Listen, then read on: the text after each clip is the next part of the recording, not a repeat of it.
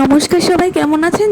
এই গরমে সবাই লুটোপুটি খেয়ে যাচ্ছে, যার জন্য কোনো খাবার দাবারই খেতে ইচ্ছা করে না। তো কি খাবো, কাল হঠাৎ সন্ধ্যাবেলায় প্ল্যান হয়েছে রুটি মাংস খাবো। তো চটজলদিও বাজারে গিয়ে চিকেনটা নিয়ে এলো, আর তারপর আমি এক এক করে সব কিছু রেডি করা শুরু করে দিলাম, আর আলুটাও ভাজতে দিয়ে দিলাম। তারপর এক এক করে সব কিছু দিয়ে নুন, হলুদ, জিরে, ধনে সব কিছু মিশিয়ে ভালো করে কষিয়ে নিলাম।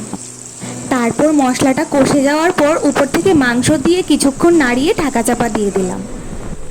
আর তারপরে চলে এলো আমার সেই বিরল দৃশ্য, যেখানে আমি বারবার ফেল হয়ে যাই। আমি অনেক চেষ্টা করে গোল করতে চেয়েছিলাম, আর এইরকম আকার হয়ে গেল। তারপর বর বলল, তুমি চিকেনটা দেখো, আমি রুটিটা করে দিচ্ছি। তাই আমি আবার চিকেনের কাছে চলে এলাম।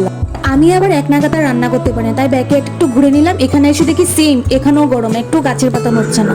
আর এখানেও মুভি দেখতে দেখতে আমাকে তাড়া দিচ্ছে কতদূর কি হয়েছে। সত্যি কথা বলতে গেলে কার বাড়িতে তো কি হয় জানি না, আমার বাড়িতে তো ভাই যতই পেট ভর্তি থাকুক না কেন, ভালো কিছু রান্না করলে খিদেটা আরো বেড়ে যায়। ফাইনালি আমাদের খাবার রেডি। আর এইভাবে পাশে থাকার জন্য ধন্যবাদ, টাটা।